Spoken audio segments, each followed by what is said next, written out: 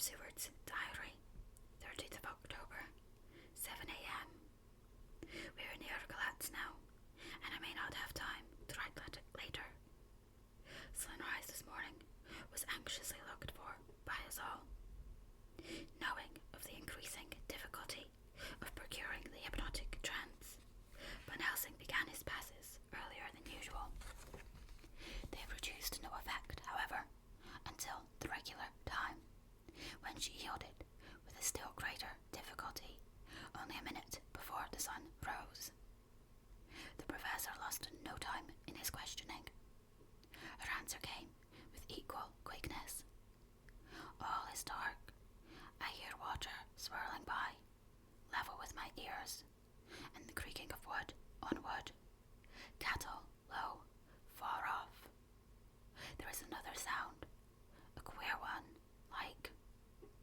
She stopped and grew white, and whiter still. Go on, speak, I command you, said Van Helsing in an agonized voice.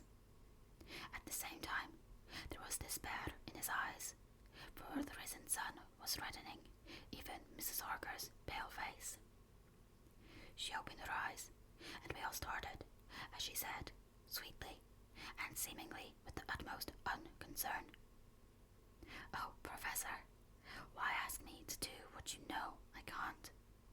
I don't remember anything. Then, seeing the look of amazement on our faces, she said, turning from one to the other with a troubled look, what have I said? What have I done? I know nothing, only that I was lying here, half asleep, and heard you say, go on, speak, I command you. It seemed so funny to hear you order me about, as if I were a bad child. Oh, Madam Mina, he said sadly, it is proof, if proofs be needed, of how I love and honour you. When a word for your good, spoken more earnest than ever, can seem so strange, because it is to order her whom I am proud to obey. The whistles are sounding. We are nearing Galatz. We are on fire with anxiety and eagerness. Mina Harker's Journal, 30th of October. Mr. Morris took me to the hotel where our rooms had been ordered by telegraph. He being the one who could best be spared, since he does not speak any foreign language. The forces were distributed much as they had been at Varna, except that Lord Godalming went to the Vice-Consul, as his rank might serve as an immediate guarantee of some sort to the official. We being in extreme hurry. Jonathan and the two doctors went to the shipping agent to learn particulars of the arrival of the Serena Catherine. Later, Lord Godalming has returned. The consul is away, and the vice-consul is sick, so the routine work has been attended to by a clerk. He is very obliging and offered to do anything in his power. Jonathan Harker's Journal, the 30th of October. At 9 o'clock, Dr. Van Helsing, Dr. Seward, and I called on Messrs. Mackenzie and Steinkoff, the agents of the London firm of Hapgood. They had received a wire from London in answer to Lord Godalming's telegraphed request, asking us to show them any civility in their power. They were more than kind and courteous, and took us at once on board the Serena Catherine, which lay at anchor out in the river harbour. There we saw the captain, Donaldson by name, who told us of his voyage. He said that, in all his life, he had never had so favourable a run. Man, he said, but it made us afeard, for we expected that we should have to pay for it, we some rare piece o' ill luck, so as to keep up the average. It's no canny to run frae London to the back sea wi' a wind ahint ye, as though the Dale himself were blowing it on your sail for his ain purpose, and a' the time we could no spare a thing, gin we were nae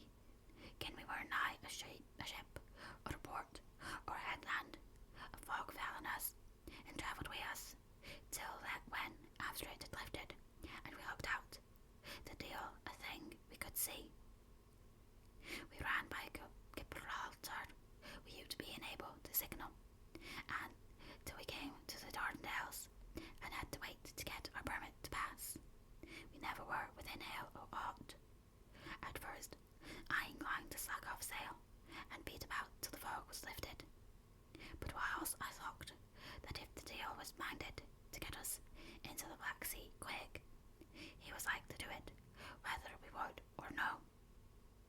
If we had a quick voyage, it would be no to our miscredit with the owners, or no hurt to our traffic. And the old mon, who had served his ain purpose, would be decently grateful to us for no hindering him. This mixture of simplicity and cunning, of superstition and commercial reasoning, aroused Van Helsing, who said, "Mine friend, that devil is more clever than he is thought by some, and he know when he meet his match." The skipper was not displeased with the compliment, and went on. When we got past the Bosphorus, the men began to grumble. Some of them, the Romanians, came and asked me to heave overboard a big box which had been put on board by a queer-looking old man just before we had started for London. I had seen them spear at the fellow and put out their 12 fingers when they saw him, to guard against the evil eye. Man, but the superstition of foreigners is perfectly ridiculous. I sent them about their business pretty quick, but as just after the fog closed in on us, I felt a wee bit as they did, and then something, though I wouldn't say it was again the big box. Well, on we went, and as the fog didn't let up for 5 days, I just let the wind carry us. For if the deal wanted us to get somewheres, well, he would fetch it up a reed, and if he didn't, well, we'd keep a sharp lookout anyhow. Sure enough, we had a fair amount away and deep water all the time, and 2 days ago, when the morning sun came through the fog, we found ourselves just in the river opposite Galatz. The Romanians were wild and wanted me, right or wrong, to take out the box and fling it in the river. I had to argue with him about it with a handspike, and when the last of them rose off the deck with his head in his hand, I had convinced them that, evil eye or no evil eye, the property and the trust of my owners were better in my hands than in the river Danube. They had, mind you, taken the box on the deck ready to fling in, and as it was marked Galatz via Varna, I thought I'd let it lie till we discharged in the port and got rid of it altogether. We didn't do much clearing that day, and had to remain the night at our anchor. But in the morning, bright and early, an hour before sunup, a man came aboard with an order written to him from England to receive a box marked for one Count Dracula.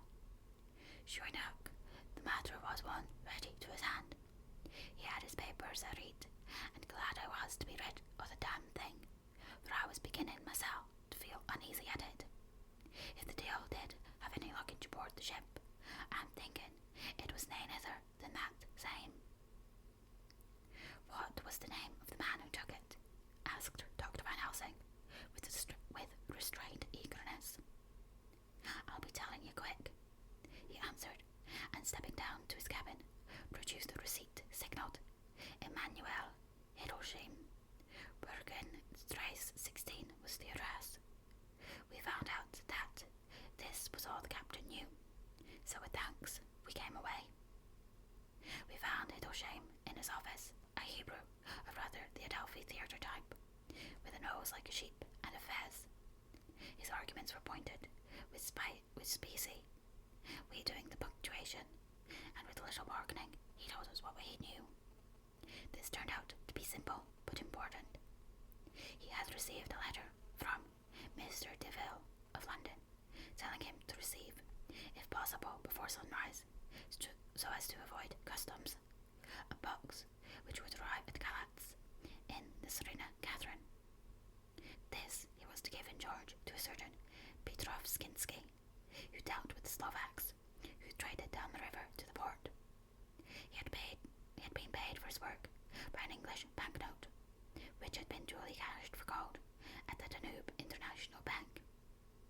When Skinsky had come to him, he had taken him to the ship and handed over the box, so as to save Porterage.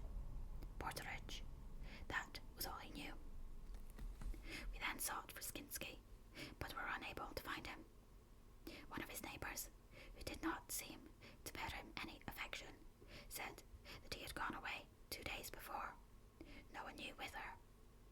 This was corroborated by his landlord, who had received by messenger the key of the house, together with the rent due in English money. This had been between 10 and 11 o'clock last night. We were at a standstill again. Whilst we were talking, one came running and breathlessly gasped out that the body of Skinsky had been found inside the wall of the churchyard of St. Peter, and that the throat had been torn open as if by some wild animal. Those we had been speaking with ran off to see the horror, the women crying out, "This is the work of a Slovak." We hurried away, lest we should have been in some way drawn into the affair, and so detained. As we came home, we could arrive at no definite conclusion. We were all convinced that the box was on its way by water to somewhere, but where that might be, we would have to discover. With heavy hearts, we came home to the hotel to Mina. When we met together, the first thing was to consult as to taking Mina again into our confidence. Things are getting desperate, and it is at least a chance, though a hazardous one.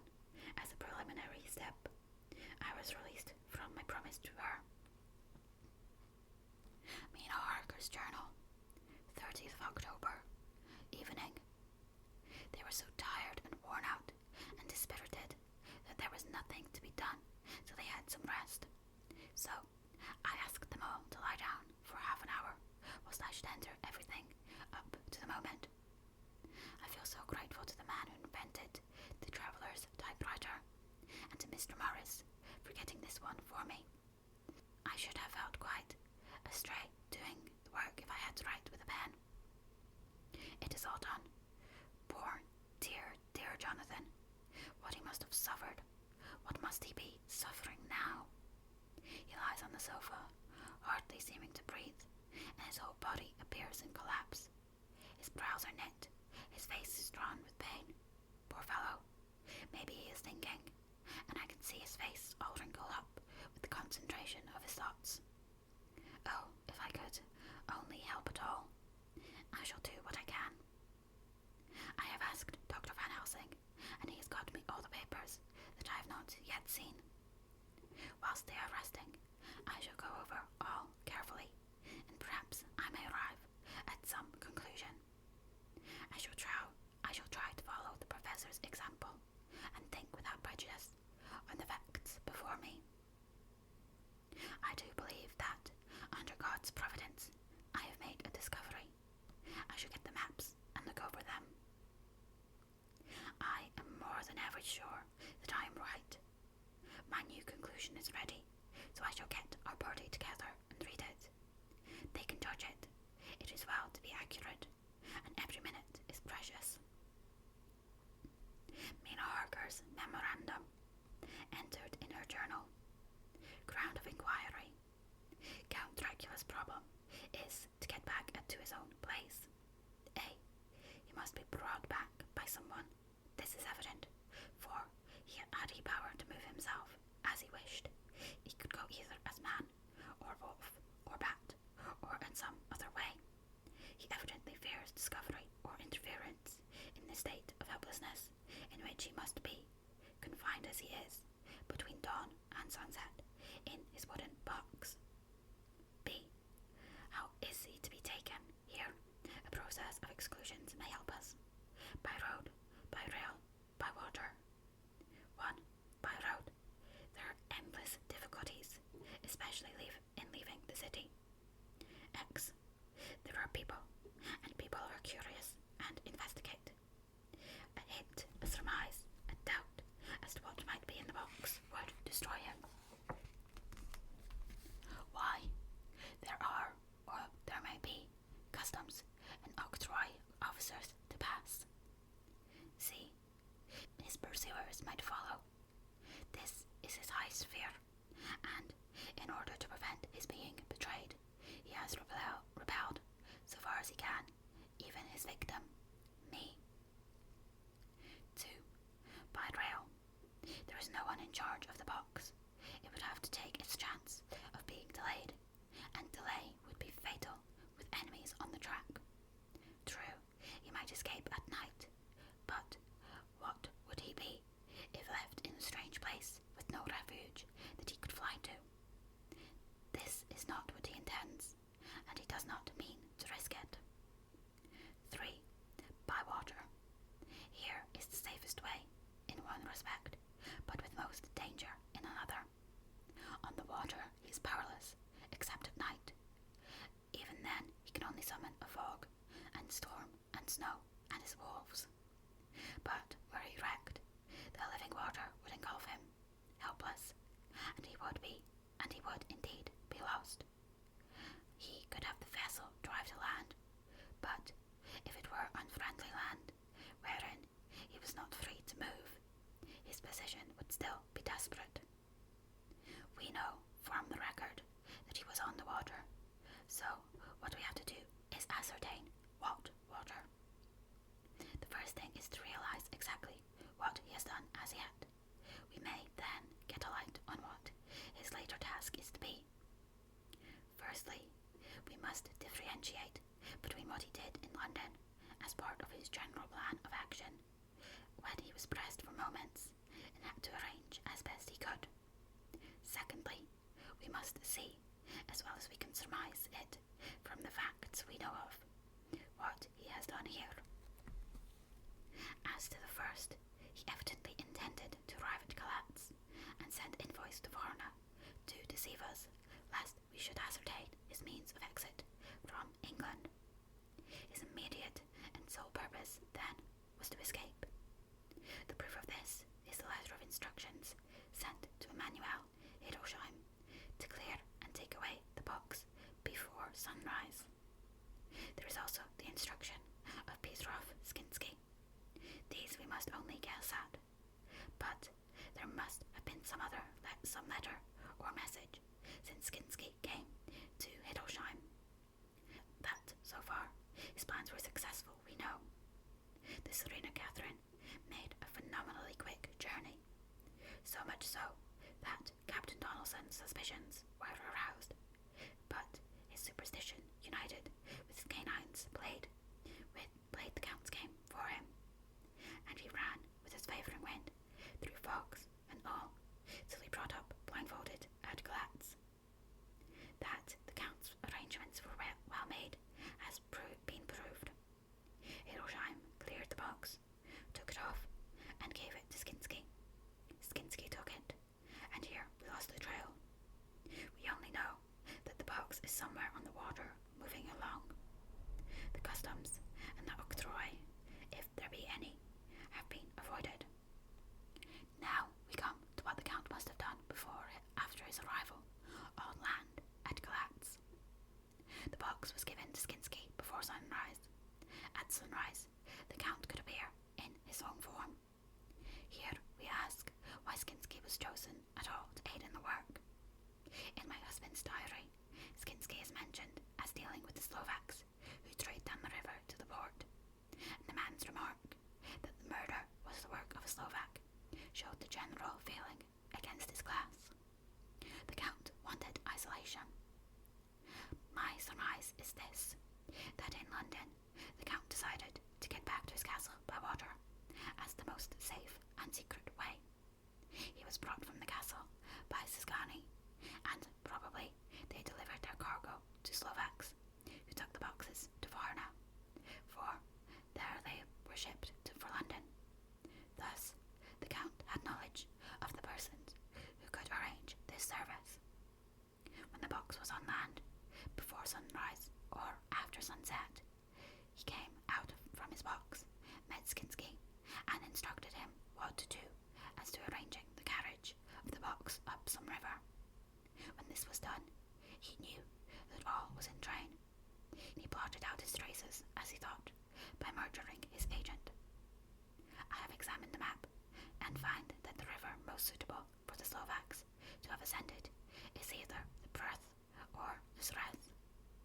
I read the typescript that in my trance I heard cows low and water swirling level with my ears and the creaking of wood. The Count in his box, then, was on the river in an open boat, propelled probably either by oars or poles, for the banks are near, and it is working against a stream. There would be no such sound if floating downstream. Of course, it may not be either the Sereth or the Pruth, but we may possibly investigate further. Now, of these two, the Pruth is the more easily navigated, but the Sereth is, at Fundu, joined by the Bistritza, which runs up round the Borgo Pass. The loop it makes is manifestly as close to Dracula's castle as can be got by water. Mina Harker's journal continued. When I had done reading, Jonathan took me in his arms and kissed me. The others kept shaking me by both hands, and Dr. Van Helsing said, "Our dear Madam Mina is once more our teacher. Her eyes have been where we were blinded. Now we are on the track once again, and this time we may succeed. Our enemy is at his most helpless, and if we can come on him by day, on the water, our task will be over. He has a start, but he is powerless to hasten, as he may not leave his box, lest those who carry him may suspect. For them to suspect would be to prompt them to throw him in the stream, where he perish. This he knows, and will not. Now, men, to our council of war, for here and now we must plan what each and all shall do." "I shall get a steam launch and follow him," said Lord Godalming. "And I horses to follow on the back, lest by chance he land," said Mr. Morris. "Good," said the Professor. "Both good, but neither must go alone. There must be force to overcome force if need be. The Slovak is strong and rough, and he carries rude arms." All the men smiled, for amongst them they carried a small arsenal. Said Mr. Morris, "I have brought some Winchesters. They are pretty handy in a crowd, and there may be wolves. The Count, if you remember, took some other precautions. He made some requisitions on others that Mrs. Harker could not quite hear or understand. We must be ready at all points." Dr. Seward said, "I think I had better go with Quincy. We have been accustomed to hunt together, and we two, well armed, will be a match for whatever may come along. You must not be alone armed. It may be necessary to fight the Slovaks, and a chance thrust, for I don't suppose these fellows carry guns, would undo all our plans. There must be no chances this time. We shall not rest until the Count's head and body have been separated, and we are sure that he cannot reincarnate." He looked at Jonathan as he spoke, and Jonathan looked at me. I could see that the poor dear was torn about in his mind. Of course, he wanted to be with me, but then the boat service would, most likely, be the one which would destroy the vampire. Why did I hesitate to write the word? He was silent a while, and during his silence, Dr. Van Helsing spoke. "Friend Jonathan, this is to you for twice reasons. First, because you are young and brave and can fight, and all energies may be needed at the last. And again, that it is your right to destroy him, that which has brought such woe to you and yours. Be not afraid for Madam Mina. She will be my care, if I may. I am old. My legs are not so quick to run as once, and I am not used to ride so long, or to pursue as need be, or to fight with lethal weapons. But I can be of other service. I can fight in other way, and I can die if need be, as well as younger men. Now, let me say that what I would is this, while you, my Lord Godalming, your so-swift little steamboat up the river, and whilst John and Quincy guard the bank, where perchance he might be landed, I will take Madam Mina right into the heart of the enemy's country, whilst the old fox is tied in his box, floating on the running stream, whence he cannot escape to land, where he dares not raise the lid of his coffin box, lest his Slovak carriers should, in fear, leave him to perish. We shall go in the track where Jonathan went, from Bistritz over the Borgo, and find our way to the castle of Dracula. Here, Madam Mina's hypnotic power will surely help, and we shall find our way, all dark and unknown otherwise, after the first sunrise, when we are near that fateful place. There is much to be done, and other places to be made sanctify, so that that nest of vipers be obliterated. Here Jonathan interrupted him hotly. Do you mean to say, Professor Van Helsing, that you would bring Mina, in her sad case, and tainted as she is with that devil's illness, right into the jaws of his death trap? Not for the world, not for heaven or hell. He became almost speechless for a minute, and then went on. Do you know what the place is? Have you seen that awful den of hellish infamy, with the very moonlight alive with grisly shapes, and every speck of dust that whirls in the wind, a devouring monster in embryo? Have you felt the vampire's lips upon your throat? Here he turned to me, and as his eyes lit on my forehead, he threw up his arms with a cry. Oh my God, what have we done to have this terror upon us? And he sank down on the sofa in a collapse of misery. The professor's voice, as he spoke in clear, sweet tones, which seemed to vibrate in the air, calmed us all. Oh, my friend, it is because I would save Madam Mina from that awful place that I would go. God forbid that I should take her into that place. There is work, wild work, to be done there, that our eyes may not see.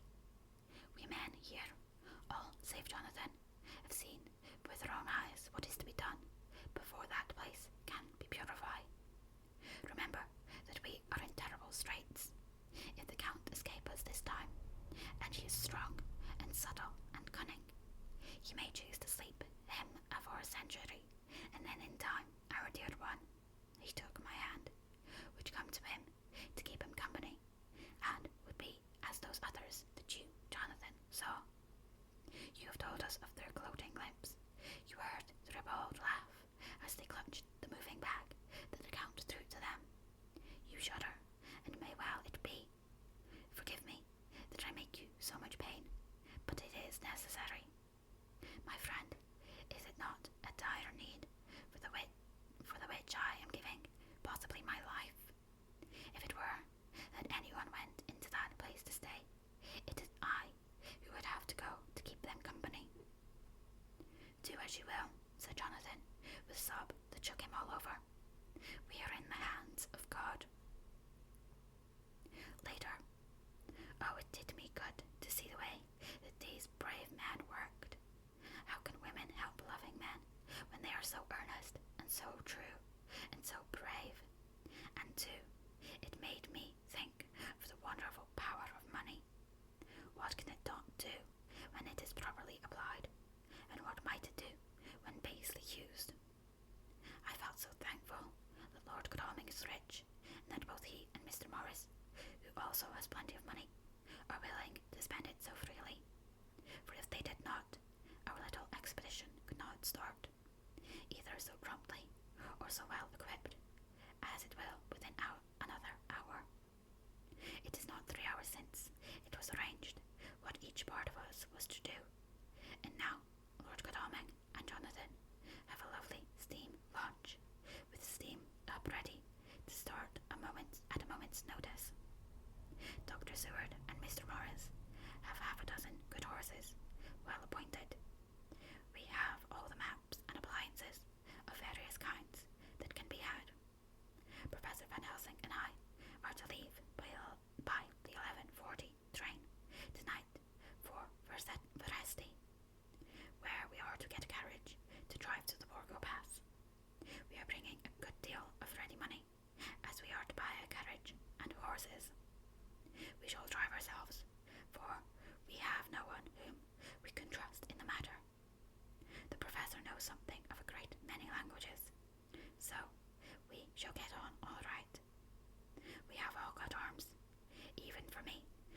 large bore revolver. Jonathan would not be happy unless I was armed like the rest. Alas, I cannot carry one arm like the rest do. The scar on my forehead forbids that. Dear Dr. Van Helsing comforts me by telling me that I am fully armed, as there may be wolves. The weather is getting colder every hour, and there are snow flurries which come and go as warnings. Later, it took all my courage to say goodbye to my darling. We may never meet again. Courage, Mina. The professor is looking at you keenly. His look is a warning. There must be no tears now, unless it may be that God will let them fall in gladness. Jonathan Harker's Journal, October 30th, night. I am writing this in the light from the furnace door of the steam launch. Lord Godalming is firing up. He is an experienced hand at the work, as he has had for years, a launch of his own on the Thames, and another on the Norfolk Broads. Regarding our plans, we finally decided that Mina's guess was correct, and that if any waterway was chosen for the Count's escape back to his castle, the Sureth and then the Bistritza at its junction would be the one. We took it that somewhere about the 47th degree north latitude would be the place chosen for the crossing the country between the river and the Carpathians. We have no fear in running at good speed up the river at night. There is plenty of water, and the banks are wide enough apart to make steaming, even in the dark, easy enough. Lord Godalming tells me to sleep for a while, as it is enough for the present for one to be on watch. But I cannot sleep. How can I, with the terrible danger hanging over my darling, and her going out into that awful place? My only comfort is that we are in the hands of God. Only for that faith it would be easier to die than to live, and so be quit of all the trouble. Mr. Morris and Dr. Seward were off on their long ride before we started. They are to keep up the right bank, far enough off to get on higher lands, where they can see a good stretch of river and avoid the following of its curves. They have, for the first stages, 2 men to ride and lead their spare horses, 4 in all, so as not to excite curiosity. When they dismiss the men, which shall be shortly, they shall themselves look after the horses. It may be necessary for us to join forces. If so, they can mount our whole party. One of the saddles has a movable horn, and can be easily adapted for Mina if required. It is a wild adventure we are on, here as we are rushing along through the darkness, with the cold from the river seeming to rise up and strike us, with all the mysterious voices of the night around us. It all comes home. We seem to be drifting into unknown places and unknown ways, into a whole world of dark and dreadful things. Godalming is shutting the furnace door.